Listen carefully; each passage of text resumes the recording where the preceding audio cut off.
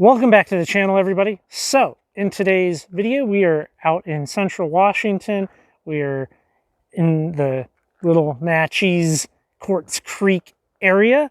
We're going for thundereggs. Okay, so we are actually at the Lily Pad location, which is right behind me here.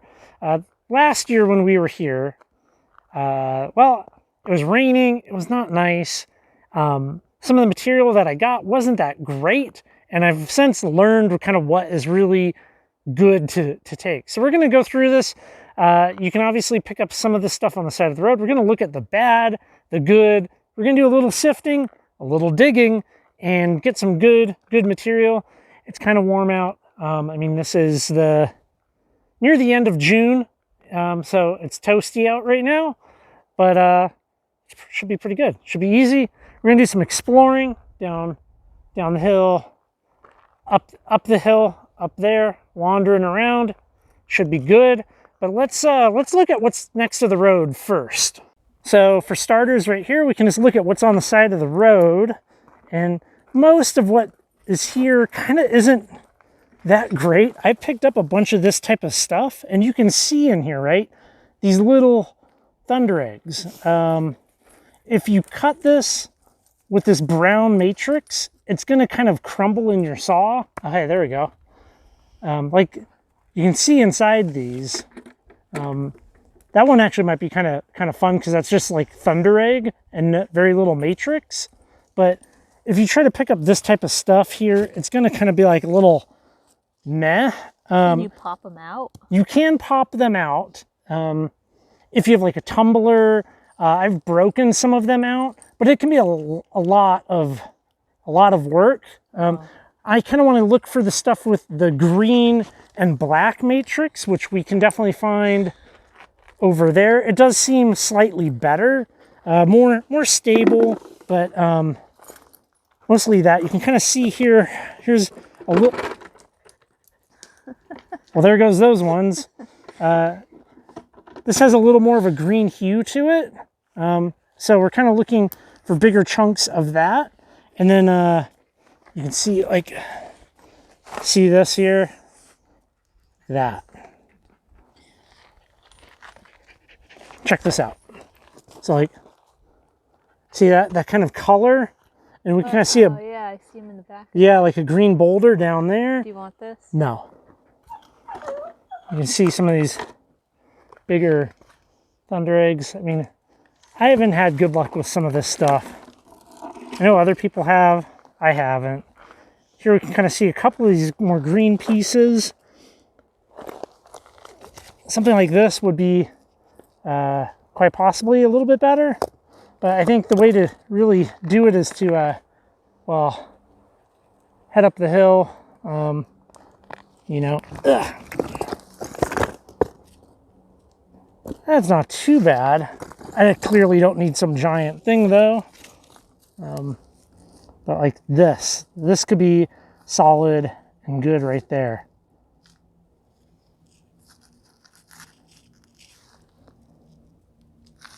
So that we're kind of on the same page as to what we're looking at when we talk about thundereggs, we are looking, well, at least here in Washington and then also kind of into Oregon. Thundereggs are gas bubbles that formed in rhyolite, sometimes also welded tough, and then other minerals moved in, chalcedony, different colors, different stuff, moved in, lined it, right? And I actually have a big thunderegg. We're also going to be hitting up the Quartz Creek kind of main bed, not the Lily Pad, which is also in this area. We'll be hitting that up tomorrow. And then, yeah, those little gas bubbles or whatever that are filled with agate and chalcedony and other opals and whatever solidify over a long period of time and then get uplifted, and we have access to it just like this. Similarly, Rimrock Lake is similar.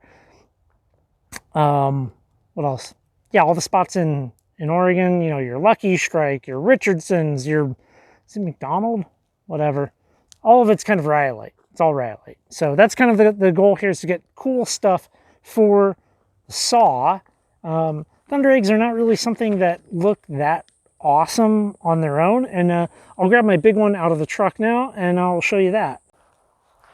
So here is one from the other dig site. This is one of those, and really they're very similar here except really little. So we're looking for a bunch of little ones of these, and this is what that looks like. You can see we have some of that 1008 gray, we have a little bit of banding, we have a pocket of quartz crystal. I mean, they really are quite nice. So that's the plan. Oh, Sarah just handed me this. That really does look like obsidian, doesn't it? One of them looked very teardrop shape, which not a lot look like that, but there's only one rock I know of that's a teardrop. Yeah, I'll take some of this home and test it for sure. Wow, yeah, this stuff is in, what the heck is that? And there's kind of like this big boulder of it. There's several big boulders of it. It is certainly like this kind of more glassy, isn't it?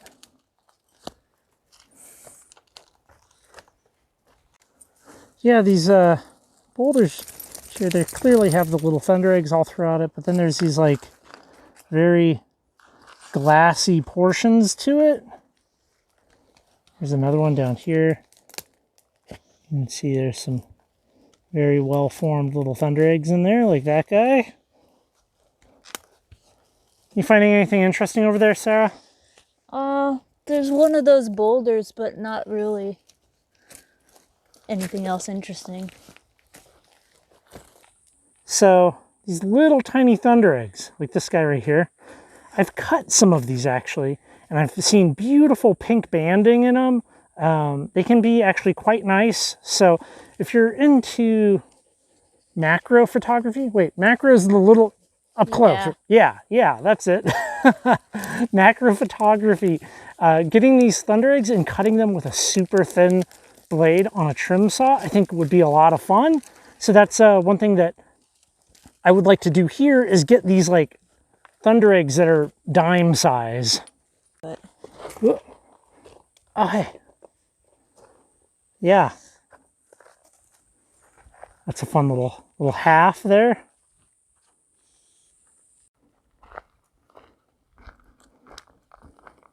So in here, you kind of see some of that. I'm going to do a little bit of screening in here and see what I can come up with. I've heard of people having some good luck in here. Let's check this out. Certainly you can see some of these little teeny tiny thunder eggs. Some of these. But yeah, people are getting these plates out from under here. It's not too sketchy, but in my experience, at least, this stuff is not as good. Yeah, look at all those. I'm blocking you, aren't I? Yeah, look at all of them. So this little spot right here that I'm going to show you is pretty cool. It's just, yeah, it's kind of cool. Check this out. Look at all them little thunder eggs. Some of these are pretty good in size too. I don't really particularly want to sit here and chip these out. You can kind of see where some people have broken them, but there's like a million thunder eggs, infinite thunder eggs. Yeah, that's funny. That's funny. Like the whole hillside of thunder eggs. Look at all those little dots in that. That's all thunder egg. Yeah, we're recording. Yep. So just for fun, I'm gonna try to chisel some of these out because there's a lot of thunder eggs here, and you can see from the ones that are broken, we do have some like pink exposure happening here. So I think this could be an excellent thing to try to break a couple of these out to take home. Oop. Do you see it? This one? Yeah. Is that complete? Yeah. Heck yeah, let's take that. I want that one. There we go. Just you wait. I think these are going to be really nice on the inside.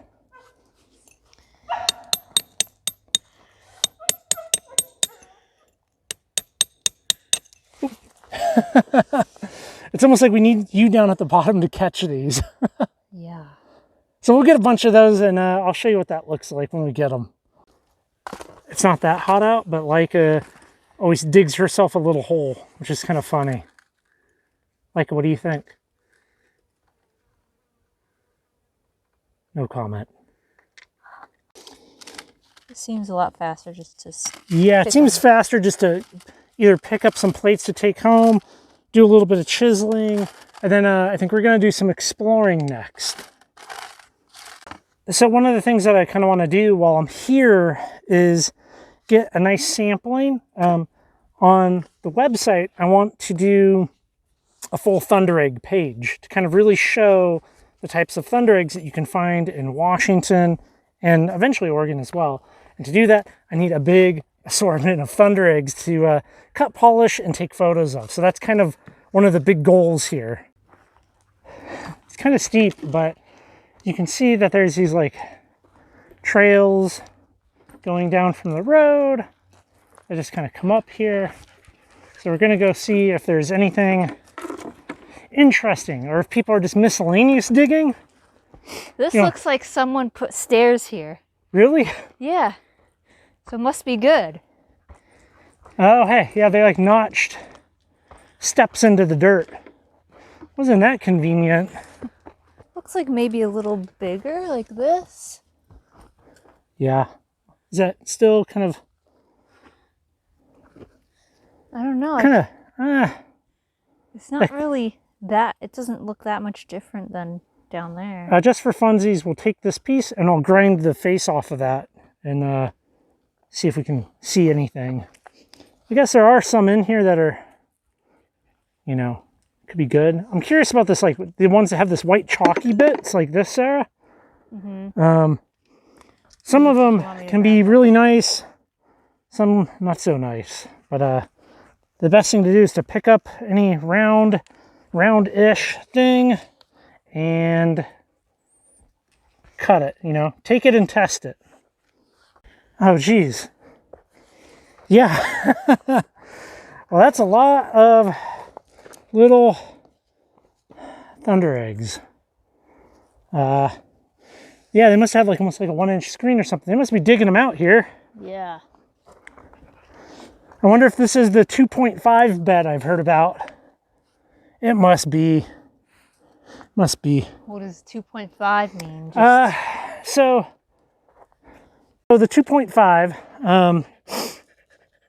I'm kind of making that up a little bit. Oh.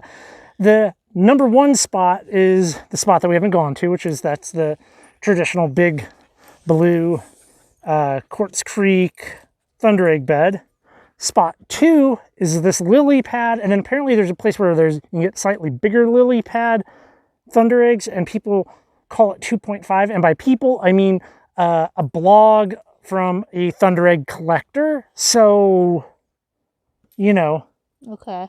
Who knows? I mean, they probably made it up, and now I'm taking the thing that they said. So, that. There are not too many holes. Those seem like the main ones. Like, there's some shallower ones, but why dig a shallower hole? Probably nothing different than the deep holes. You just broke that? Me too. Oh, hey. Yeah, take that. Take it, and I think, what do you think? I think it would be very cool to have like this photo collection of all the Thundereggs from these spots so that you could kind of scroll through them and be like, hey, like, here's what 50 polished little Thundereggs from the Lily Pad looks like. Yeah. Like, is indifferent to the idea? Oh, girl. So we're back down at this at the road, this main site. I think this is a really interesting location for a couple of reasons. You could drive any kind of capable vehicle here. The road has some loops in it that, you know, maybe, as always, don't take your lowered Honda Civic here. But Subaru, a truck, things in that realm can easily make it out here. There's material roadside, so if you're not really capable of climbing the hill and you want to hard rock, chip stuff away, there's definitely stuff you can pull up and take. There's little stuff if you want to tumble. There's solid stuff if you want to slab. There's stuff to chisel here. There's stuff to screen, stuff to surface pick, all of those good things. I'm going to show you one last thing up here, and then I'll show you what we grabbed. So a little bit of perspective. There's the road, right? This big sloughed off area. Right up there, okay, coming down, I was just up there, and that's where there's a lot of the green material coming down, and you can see some of it here on the side of the road, and we're a little limited on the water, but I'll grab a piece and I'll get it wet and show you what that looks like. So here is the haul. We got a little over a 7-gallon bucket. I got my little jar, my peanut butter jar of mini Thunder Eggs to cut. We'll get this piece wet right here. Oh yeah. That looks very solid. I think that'll look pretty when I start slabbing that up. And this way or this way? we'll probably cut it this way, like, and get some of those in there. So very happy with that. Why don't you spray it some more? Get that thing nice and clean. Maybe we'll flip it over. Let's see that side. Looks like there's some good stuff there. Oh yeah. Oh man, this is going to be awesome once I start cutting this. So obviously we're done with the lily pads. There's mention of blue-gray chalcedony out here. That's all I'm going off of. I have no like pins or good info. Well, right at our little campsite back there, I found a piece. So let's we'll walk down, we'll look at it in the sunlight, and I'll show that to you. And then if I find anything interesting, I'll show you that to you as well. I mean, that's certainly a blue-gray for sure. A little more blue than the 10-away gray that kind of looks blue then it's not blue. So that's interesting. Well, I mean, it would be, well, somewhere out there.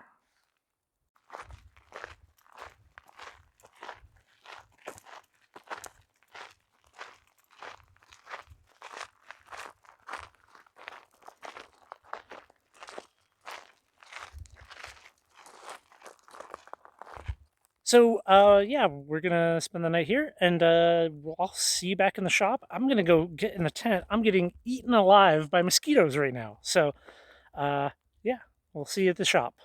All right, so we are back from the Lily Pad Thundereggs spot. Let's get right into it. We got a lot of different things to look at here. For starters, this is that blue-gray chalcedony agate material that we found out there by our camp spot. Everything I got, as you can clearly see, is very like, I thought I could break that. Is very like fractured up, but interesting nonetheless. You know, we have a place to go back and investigate in the future. All of this stuff is not that great, to be totally honest, and I'm probably not even going to cut this. I just know that it is now out there, and we can go check it out at a later date, which that's always good to have leads on stuff. The black kind of glassy material that's out at the lily pad area right off of the road, this right here, this. So after kind of going through the investigation steps, identification, this is in the serpentine group, serpentinite group, which is a group of minerals. There's a lot of different things. The serpentine can look very, very different. You know, I've shown that a number of times here on the channel. What I find interesting about this is that, well, there's little thunder eggs forming in it. I mean, I'm by no means an expert in this group whatsoever, so all of this is subject to change, you know, and we'll leave that one there. You know, that's something that could be investigated in a future date for sure. So, the big green lily pad material, this right here, this is actually an end cut that I chopped off of a bigger piece, and I actually have a slab of that right here, which is very lovely. Check this out. Look at that. And I'm going to throw photos in just because some of the stuff with the fine, small detail is really best appreciated outside in the sunlight with a high quality photo. So you can see that, but it's super solid material, beautiful and lovely. You may have noticed back here we got this big bin of loose thunder eggs. We got some that are kind of stuck together in these like more manageable chunks. Well, obviously I cut some of these, and the details in them is absolutely incredible. I polished 3 of them up, and you can kind of see here the detail in this. And you know what? Let's just look at photos of these. So I'm impressed. Now, yes, they are small. I want to do a nice, beautiful, well-rounded collection of the thunder eggs up there. I think right here in the bin, I have plenty of material to slowly work through over time and have like a beautiful little display. Maybe build a little display box of these little tiny thunder eggs. Of course, man, with the way wood prices are going, that display box is gonna, I don't know, I'm gonna have to take out a home equity loan to build it. But a little display box for them would be a lovely winter project, I think. So, yeah, I think that about wraps it up. You know, the location is fabulous. I love it. You know, all of the pertinent info will be down below, and I appreciate you coming by and checking out what I got. Thanks, everybody. Thank you so much for watching my entire video. If you like the content that I'm producing here on this channel and you want to support the content even further, you can do so by becoming a channel member by hitting the join button down below. The membership comes with a growing library of exclusive videos and just great other extra content. So just follow the links down below, and I will see you on the next video.